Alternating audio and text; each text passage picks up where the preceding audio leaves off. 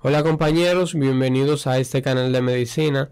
En esta ocasión, en esta oportunidad, estaremos hablando acerca del páncreas, su anatomía, la histología y fisiología tanto del páncreas endocrino como exócrino. Hablaremos o mencionaremos de las enfermedades pancreáticas frecuentes y las pruebas diagnósticas que normalmente utilizamos. Es decir, todo lo que tienen que saber del páncreas. Pueden tomar anotaciones como siempre y fotos durante el transcurso de este tema. Siempre eso ayuda más para repasar. Bueno, iniciemos. El páncreas que vemos aquí, el páncreas es una glándula grande, alargada, que está unida al duodeno mediante los conductos excretores. El páncreas se encuentra situado en el abdomen y se encuentra transversalmente en sentido anterior a los grandes vasos prevertebrales y al riñón izquierdo. Y este va desde la porción descendente del duodeno hasta el vaso. El páncreas es un órgano alargado de derecha a izquierda, aplanado de anterior a posterior y es de un color blanco rosado en un estado fresco y es de una consistencia bastante firme. Su forma es irregular, se puede compararse o la comparan a la forma de un gancho o un martillo y se pueden distinguir de él varias partes. Por ejemplo, en el extremo derecho, que es grande y voluminoso, tenemos la cabeza. Ya la cabeza se va a continuar de una parte más alargada y estrecha, la cual se llama el cuerpo, y estará unida a la cabeza mediante una zona o un segmento angosto llamado cuello. Y el páncreas termina en la izquierda por un segmento bien delgado que llamamos cola. Dimensiones y peso. Básicamente el páncreas mide alrededor de 15 centímetros de longitud y este pesa aproximadamente de 70 a 80 gramos. Cabeza del páncreas. Esta es la porción más ensanchada de la glándula. Mide de 6 en altura, mide de 6 a 7 centímetros. Su anchura de 4 centímetros y espesor de 2 a 3 centímetros.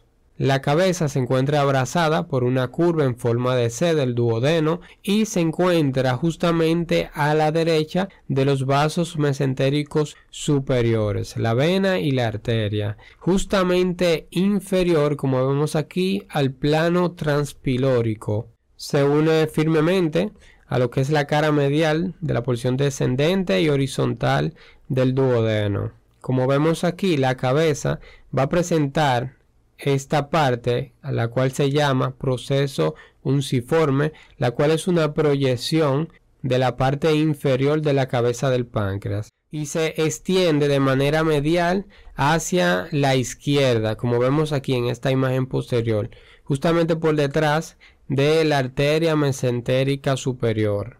La cabeza del páncreas, que estaría en esta parte, descansa posteriormente sobre la vena cava inferior, la arteria y la vena renales derechas y también con la vena renal izquierda. Ya en su camino a lo que es la desembocadura en la porción descendente del duodeno, tenemos el conducto biliar, la cual pasa posterior y forma un surco en la cabeza del páncreas posteriormente, la cual también se puede incrustar en el parénquima para llegar a la segunda porción del duodeno. Cuello del páncreas. El cuello del páncreas es corto, mide de 1.5 a 2 centímetros. Ahora, en su cara anterior, este está relacionado con una cubierta de peritoneo y es adyacente al píloro, es decir, que en su cara anterior tenemos el peritoneo y luego el píloro. Ya en su cara posterior vamos a ver en esta parte aquí transparente, este es el cuello, vemos que pasa lo que es los vasos mesentéricos superiores, van a formar un surco, como vemos aquí, la vena mesentérica superior se va a unir a la vena esplénica para formar posteriormente la vena porta hepática. Cuerpo del páncreas. El cuerpo del páncreas, como vemos aquí, es un segmento que se continúa hacia la izquierda de lo que son los vasos mesentéricos superiores que le quedan posteriormente, pasando sobre la aorta y la vértebra L2, continuando justo por encima de lo que es el plano transpilórico, como vemos aquí, y encontrándose posterior a lo que es la bolsa omental. Entonces podemos decir que la cara anterior del páncreas se relaciona con la bolsa o el suelo de la bolsa omental, formando parte del lecho del estómago. Entonces, en su cara posterior, este se encontrará libre, es decir, carece de peritoneo en su cara posterior, y vamos a encontrar que se relaciona con la arteria aorta, la arteria mesentérica superior, así como la vena o los vasos esplénicos, también la glándula suprarrenal, riñón y los vasos renales. Cola del páncreas. La cola del páncreas se sitúa de manera anterior al riñón izquierdo, donde se va a relacionar estrechamente con el hilio del vaso y la flexura cólica izquierda. La cola es relativamente móvil y pasa entre las hojas del ligamento esplenorrenal junto con los vasos esplénicos, como podemos ver en esta imagen. Conducto pancreático principal, este que vemos aquí.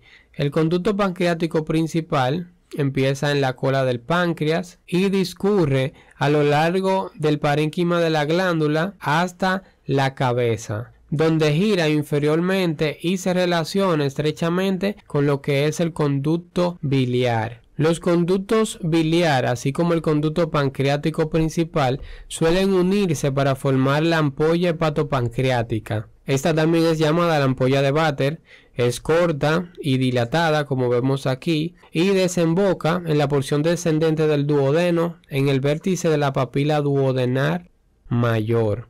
Esfínteres. Los esfínteres se van a ubicar en la porción terminal de su conducto correspondiente. Por ejemplo, aquí tenemos el esfínter del conducto pancreático, así como el esfínter del conducto biliar y también el esfínter de la ampolla de Vater. Básicamente, estos esfínteres son de músculo lisos y tienen la función de impedir el reflujo de las secreciones digestivas y el contenido del duodeno. De estos, solo el esfínter del conducto biliar tiene un papel importante en el control del flujo de las secreciones digestivas en el duodeno. También tenemos el conducto pancreático accesorio, este que vemos aquí. Este conducto pancreático accesorio desemboca en lo que es la papila duodenal menor. En general, el conducto pancreático accesorio comunica con el conducto pancreático principal, pero algunas veces este conducto principal es más pequeño que el conducto pancreático accesorio, y en estos casos el conducto accesorio transporta la mayor parte del jugo pancreático. Ahora pasemos a hablar acerca de la irrigación del páncreas. Para entender la irrigación del páncreas un poco mejor, vamos a hablar un poquito sobre las ramas que están relacionadas con el páncreas. Bueno, esta es una vista anterior del páncreas y esta es una vista posterior del páncreas. Aquí podemos ver este tronco, este es el tronco celíaco, la cual viene de la arteria aorta abdominal. Entonces, es bueno recordar que del tronco celíaco se van a derivar las diferentes ramas. De aquí va a nacer lo que es la arteria esplénica, así como la arteria hepática común, la cual esta arteria hepática común va a dar diferentes ramas. Muy importante, la rama gastroduodenal, ya veremos por qué, y la arteria hepática propia. Entonces, la arteria gastroduodenal, que proviene de la hepática común, se va a dividir y va a formar aquí abajo lo que es la arteria pancreato-duodenal superior anterior. La otra parte de irrigación del páncreas proviene de la arteria mesentérica superior, de la cual va a dar ramas importantes como la arteria pancreato-duodenal inferiores. Y así, de manera posterior, vemos que la arteria mesentérica superior baja, posterior al páncreas, la vemos aquí en esta imagen. También va a dar lo que son las arterias pancreatoduodenales posteriores, superiores e inferior. Entonces, ya sabiendo esto, podemos decir que el páncreas es irrigado principalmente por ramas que nacen de la arteria esplénica. Luego, es irrigado por la arteria gastroduodenal, que nace de la arteria hepática común, esta que tenemos aquí, la arteria gastroduodenal, que luego va a dar ramas como la arteria pancreatoduodenal superiores, que van a irrigar la cabeza del páncreas y también porción del duodeno. Esto mismo pasa en la parte posterior del páncreas mediante la arteria mesentérica superior, que da las ramas pancreatoduodenales posteriores. Asimismo, hablemos sobre el drenaje del páncreas. Básicamente, el drenaje venoso del páncreas tiene lugar a través de las ramas de las venas pancreáticas que provienen de la vena esplénica y también ramas tributarias de la vena mesentérica superior, como la vena pancreatoduodenal superior e inferior. Sobre los vasos linfáticos del páncreas no hay mucho que decir. Básicamente estos van a seguir a los vasos sanguíneos y casi todos ellos van a terminar en los nódulos pancreatos esplénicos, las cuales se van a encontrar a lo largo de las arterias esplénicas, aunque algunos vasos lo hacen a través de los nódulos linfáticos pilóricos. Los vasos eferentes de estos nódulos pilóricos drenan en los nódulos mesentéricos superiores o en los nódulos celíacos, pero para los nódulos celíacos los hacen a través de los nódulos hepáticos y luego de aquí llegan a los nódulos celíacos. Básicamente este es el sistema de cómo se recogen fluidos a través de los vasos linfáticos. Ahora pasemos a hablar acerca de los nervios del páncreas. Básicamente los nervios del páncreas proceden de los nervios vagos, así como los nervios esplénico-abdóminos pélvicos. Entonces, estos nervios se van a pasar a través del diafragma y las fibras nerviosas parasimpáticas, como las simpáticas, se van a unir y formar lo que es el pleso celíaco, así como también el pleso mesentérico superior, y mediante fibras llegan a lo que es el páncreas. Las fibras parasimpáticas como simpáticas van a acompañar a los vasos sanguíneos hasta llegar a las células acinares y los islotes pancreáticos. Compañeros, esto es cuanto a la anatomía del páncreas.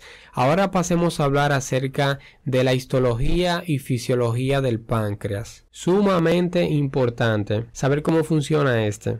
Histológicamente, es decir, si tomamos una porción del páncreas y lo vemos al microscopio, tendremos esto. Veremos que el páncreas está constituido por un parénquima y el estroma, toda esta parte. El estroma está conformado por la cápsula, la cual rodea a todo el órgano, y también los tabiques, como vemos aquí. También los vemos en esta imagen. Bien, entonces la cápsula es relativamente delgada y está constituida por tejido conectivo laso que forma los tabiques hacia el interior del parénquima, dividiéndolo en pequeños lobulillos mal definidos. Por ejemplo, aquí tenemos un lobulillo, este es otro y aquí tenemos otro. Dentro de los lobulillos, el estroma va a rodear las unidades parenquimáticas, y también entre los lobulillos habrá abundante tejido conectivo, la cual va a rodear a los conductos pancreáticos, los vasos y los nervios. El páncreas es una glándula anficrina o glándula mixta, es decir, tiene o cumple con una función exócrina y una función endocrina. Esta doble función del páncreas está repartida por dos componentes estructuralmente distintos que vamos a ver aquí. Tenemos la porción exocrina o páncreas exócrino como le llaman. Está constituidos por los acinos pancreáticos, los acinos glandulares, en el 98% de la glándula. Entonces, estos acinos o acinos pancreáticos que vemos aquí en los lobulillos, estos se van a encargar de sintetizar el jugo pancreático hacia el duodeno, una sustancia la cual es indispensable para la digestión de los alimentos en el intestino. Ahora, con el componente endocrino o páncreas endocrino, tenemos que está conformado por los islotes pancreáticos, y estos van a representar alrededor del 2% del páncreas. ¿Qué va a pasar? Que estos islotes se encargan de sintetizar las hormonas que se secretan a la sangre, como las que conocemos, la insulina, el glucagón, somatostatina y otras más que veremos a continuación. Entonces, básicamente las hormonas se encargan de regular el metabolismo de la glucosa o azúcar en sangre. Aquí tenemos la porción exocrina. Vamos a hablar un poquito más detallada de la porción exócrina del páncreas y luego le tocará a la porción endocrina. Bien, la porción exócrina, como he mencionado, como ya sabemos, está constituido por los acinos pancreáticos y representan el 98% de la glándula.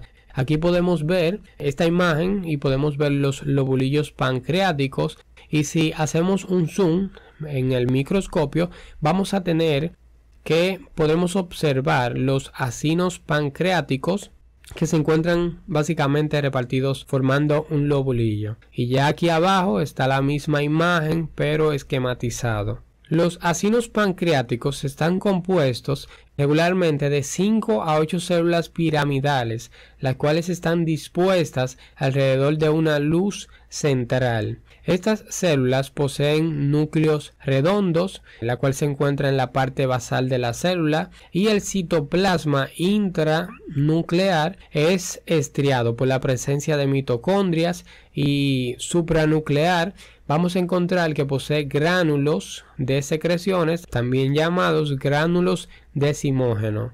El citoplasma basal de las células acinosas, como vemos aquí también, presenta una marcada basofilia.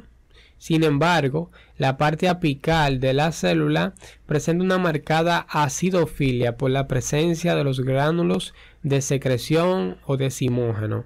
Ahora aquí, en lo que es la luz de este acino, vemos que se van a encontrar las células aplanadas llamadas células centroacinares. Estas células aplanadas carecen de ergatoplasmas y gránulos de secreciones, por lo que se tiñen de manera muy pálida. Esto nos ayuda a identificar las células en los cortes histológicos. En la porción basal del acino se van a producir las proenzimas inactivas que luego se van a dirigir hacia el centro del acino para ser liberadas hacia la luz mediante exocitosis. Las enzimas pancreáticas se secretan como proenzimas inactivas para proteger las células acinares de la autodigestión. Estas proenzimas luego se convierten en enzimas activas y forman el jugo pancreático. El transporte del jugo pancreático desde los acinos pancreáticos hasta la luz intestinal se da por un sistema de conductos que vemos aquí, formado de la siguiente manera. Primero tenemos las células centroacinales, luego las secreciones pasan por el conducto intercalado, que luego llegan al conducto colector intralobulillar, y esos conductos intralobulillares finalmente llegan al conducto pancreático principal. El jugo pancreático. El jugo pancreático es un líquido transparente, incoloro, la cual es isoosmótico, es decir, es alcalino mayor con un pH mayor de 8. Y el páncreas va a producir diariamente alrededor de 1500 a 3000 mililitros por día. ¿Y qué contiene este jugo pancreático? Es decir, ¿cuál es su composición? Presenta agua, está constituido de agua, electrolitos como el bicarbonato, y se va a presentar en altas concentraciones. Y es importante este bicarbonato ya que neutraliza el ácido gástrico que llega en el quimo al duodeno y crea el pH necesario, es decir, neutro o alcalino, para el buen funcionamiento óptimo de las enzimas pancreáticas. Estas enzimas pancreáticas se van a agrupar en proteolíticas, lipolíticas, amilolíticas y nucleolíticas. Entonces, empezando con las proteolíticas, vamos a tener que estas se van a encargar de desdoblar las proteínas y se subdividen en endopeptidasa y esopeptidasas. La endopeptidasa tenemos la tripsina, quimiotripsina y elastasa. Entonces, estas se van a encargar de actuar a nivel de los enlaces pépticos internos de las proteínas y polipéptidos. Entonces, las esopeptidasas, tenemos las carboxipeptidasas y aminopeptidasas. Las carboxipeptidasas, como su nombre lo dice, estas van a actuar en terminaciones de carboxilos de los péptidos, y las aminopeptidasas actúan a nivel de los aminos libres de los péptidos. Lipolíticas. Aquí tenemos la lipasa, la fosfolipasa A2, la colesterol esterasa, y básicamente se van a encargar de desdoblar los lípidos. En las amilolíticas tenemos la alfa-amilasa, la cual se va a encargar de hidrolizar el almidón en polisacáridos y los disacáridos en maltosa, es decir, trabaja con los carbohidratos. También tenemos las nucleolíticas, como la desoxirribonucleasas y las ribonucleasas. Entonces, estas nucleolíticas se van a encargar de digerir los ácidos nucleicos para producir mononucleótidos. Entonces, tenemos que la secreción exócrina del páncreas está sometida a un mecanismo de control. Bien, entonces esto está basado, este mecanismo de control, en lo hormonal y nervioso. En la parte hormonal, el ácido gástrico que llega al duodeno en esta parte va a estimular la producción de secretina, y la secretina lo que hace es que favorece a la producción del jugo pancreático, pero rico en aguas y electrolitos, con poca o ninguna secreción enzimática. Ahora, la colecistocinina, esta es liberada en el duodeno y va a estimular, tiene como función estimular la producción de enzimas pancreáticas. Ya en lo que es el control nervioso, vamos a tener que estará compuesto por fibras simpáticas y parasimpáticas, y las fibras simpáticas a nivel de lo que es el páncreas van a actuar regulando lo que es el flujo sanguíneo, y las fibras nerviosas parasimpáticas a través del vago y la acción de la acetilcolina va a aumentar la producción enzimática, es decir, de las enzimas pancreáticas. Ahora pasemos a hablar acerca de la porción endocrina del páncreas, y esta está constituida por los islotes de Langerhans. Entonces, los islotes de Langerhans se encuentran por todo el órgano, esparcido en grupos celulares de tamaños variables, como podemos ver en estas flechitas, y se estima que hay alrededor de 1 a 3 millones de estos islotes, la cual representa alrededor del 1 al 2% del volumen total del páncreas humano.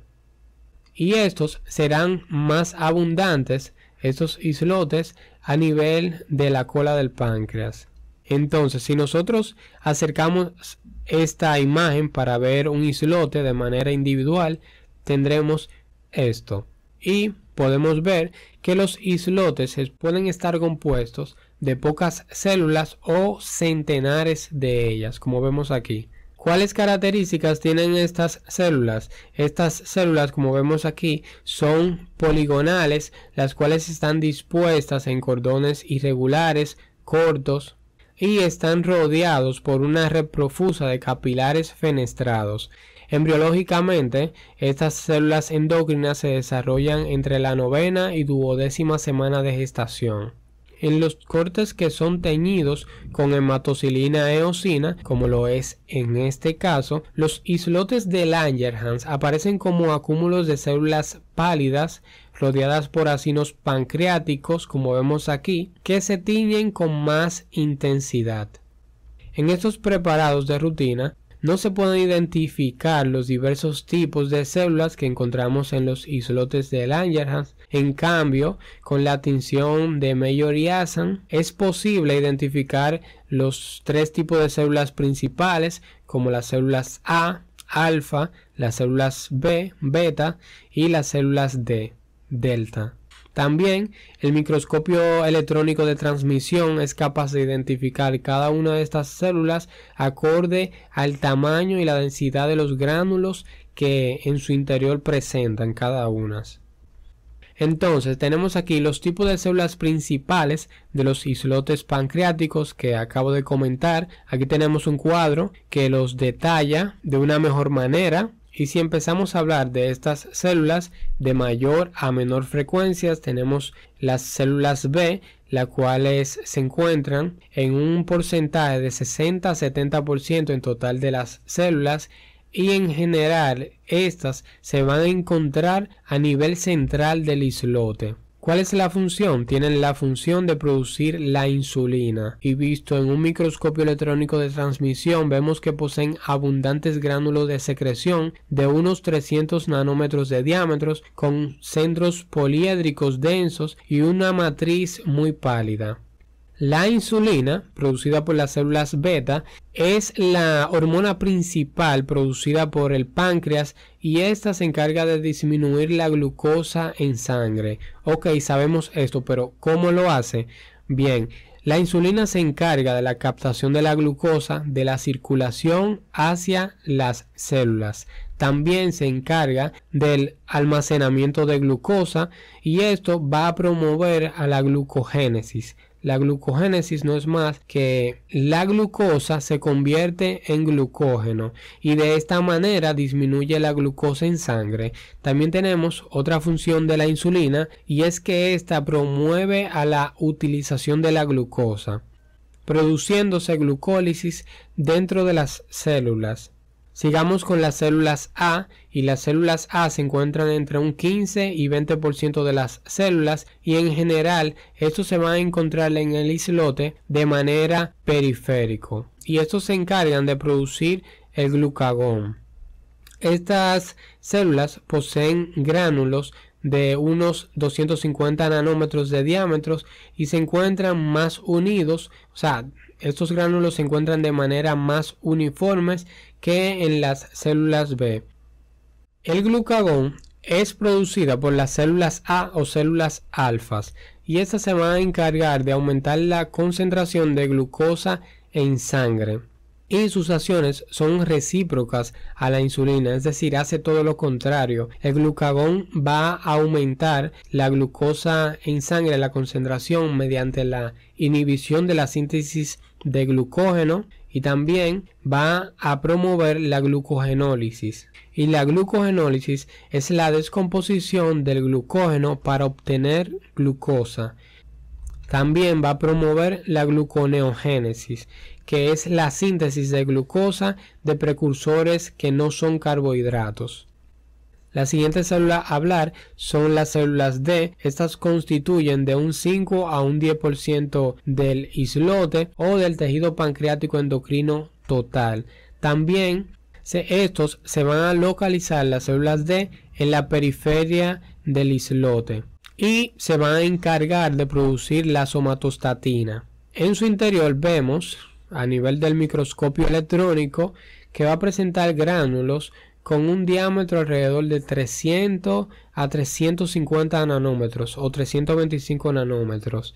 Esta hormona, la somatostatina, producida por las células D o delta, tiene como función inhibir la secreción de insulina y de glucagón. Además de esto, también la somatostatina cumple con la función de suprimir las secreciones exócrinas del páncreas. Finalmente tenemos otras células, las células menores del islote pancreáticos, las cuales constituyen en total alrededor del 5% del tejido pancreático endocrino y se pueden identificar como células pálidas en la tinción de Mayor y Asan, y en este cuadro vemos cuáles son. También vemos sus características, por ejemplo tenemos la célula PP o polipéptido pancreático, nombrado así debido a que se encarga de secretar el polipéptido pancreático. Estas células también son llamadas en algunos textos como células gamma. El polipéptido pancreático se va a encargar de estimular las células principales gástricas que inhibe la secreción biliar y la motilidad intestinal. También inhibe la secreción de bicarbonato y enzimas pancreáticas. También tenemos las células D1, las cuales producen el péptido intestinal vasoactivo, la cual esta tiene acción similar al glucagón. hiperglucémica y también gluconeolítica. Esta también afecta la actividad secretora y la motilidad en el intestino, y también estimula la secreción exocrina del páncreas. Esta hormona también la podemos encontrar en lo que son los acinos exócrinos y en el epitelio de los conductos. También tenemos las células enterocromafin, que va a producir la secretina, motilina y sustancia P. Tiene como función la secretina actuar localmente para estimular la secreción del bicarbonato. La motilina va a incrementar la motilidad gástrica e intestinal, y la sustancia P posee propiedades neurotransmisoras. También tenemos las células epsilon, la cual secreta la grelina, y la grelina tiene la función de estimular el apetito. También se va a encontrar la grelina en el epitelio que tapiza el fondo gástrico. Ahora hablemos un poco de manera resumida sobre la regulación de la actividad del islote pancreático. Tenemos que esto estará regulado por los valores de glucosa en sangre, los aminoácidos, algunas hormonas y ácidos grasos. Y también estará controlado evidentemente por la influencia del sistema nervioso autónomo simpático y parasimpático. Entonces tenemos que cuando la glicemia está por encima de los valores normales, tenemos dos cosas. Se va a estimular la producción de insulina y se va a inhibir lo que es el glucagón. Y de este modo la insulina, del modo que les expliqué, va a disminuir los niveles de glucosa en sangre, los va a estabilizar. Ahora, la insulina también es estimulada por algunos aminoácidos, algunas hormonas como la gastrina, la colecistocinina y la secretina circundante. También el aumento de la concentración de los ácidos grasos va a estimular a la producción de insulina. Ahora, ¿qué pasa cuando sucede lo contrario y tenemos valores de glucosa en sangre por debajo de lo normal, que normalmente son 70 miligramos por decilitros? O algunos textos dicen que el límite inferior normal de glucosa en sangre es de 60, pero en este caso tenemos una glicemia por debajo de 70 miligramos por decilitros. ¿Qué va a ocurrir? Todo lo contrario, se va a estimular la producción de glucagón y se va a inhibir la insulina, y esto va a provocar una estabilización de los niveles de glucosa. También el glucagón se estimula, además de los valores de la glucosa en sangre, lo puede estimular también una concentración baja en ácidos grasos. Sobre el sistema nervioso autónomo, tenemos que los islotes pancreáticos, alrededor del 10% de todos ellos, están en contacto directos con fibras simpáticas y parasimpáticas a nivel de sus membranas plasmáticas. Entonces, la estimulación parasimpática, es decir, la colinérgica de parte del nervio vagal, a partir de la acetilcolina, va a incrementar lo que es la producción de insulina y glucagón, mientras que la estimulación simpática, la adrenérgica, va a incrementar la producción de glucagón, pero va a inhibir la función o va a inhibir la secreción de insulina. Todo este control nervioso dependerá de la disponibilidad de glucosa en sangre en reacciones de estrés. Esto es todo acerca de la histología y fisiología del páncreas. Ahora rápidamente les hablaré sobre las enfermedades pancreáticas y las pruebas diagnósticas muy importantes a saber. Entre las enfermedades pancreáticas tenemos la pancreatitis, que esta puede ser aguda o crónica, y esta básicamente es causada por una autodigestión del páncreas. Sobre este tema de pancreatitis ya tenemos un video en nuestro canal donde lo explicamos de manera bien detallada. Bien, tenemos el cáncer de páncreas, también el síndrome de Zollinger-Ellison, la cual es un síndrome poco frecuente causado por tumores presentes en el páncreas, también frecuentemente en el duodeno, y básicamente lo que va a causar es una hipersecreción de ácido gástrico y le provocará múltiples úlceras duodenales. También es frecuente la fibrosis quística en el páncreas, la cual puede causar obstrucciones, entre otras enfermedades. Ahora pasemos a hablar acerca de las pruebas diagnósticas pancreáticas. Aquí tenemos pruebas funcionales y pruebas morfológicas o pruebas de imágenes. En las pruebas funcionales, estas las podemos agrupar en las directas y las pruebas indirectas. En la prueba directa tenemos el test de secretina y colecistocinina. Esta prueba es considerada el gold estándar para el diagnóstico de enfermedad pancreática, pero sin embargo, casi no se utiliza debido a la necesidad de una intubación duodenal al paciente y también por la baja disponibilidad de esta prueba, y la cual va a limitar lo que es el uso clínico. Esta prueba se encarga de medir la capacidad del páncreas para responder a la secretina. Y básicamente consiste a que al paciente se le introduce una sonda hasta el duodeno, se le va a administrar la hormona secretina y alrededor de unos 40 minutos o a una hora se va a extraer líquido directamente del páncreas para ser analizado. Ahora las pruebas indirectas, las cuales de uso más frecuente tenemos la determinación de las enzimas pancreáticas en heces o también en sangre, la tripsina, quimiotripsina, en heces la elastasa fecal. Todas estas pruebas tienen buena sensibilidad. También se le puede realizar al paciente un examen de orina donde se puede medir la pancreolauril y la ventiromida.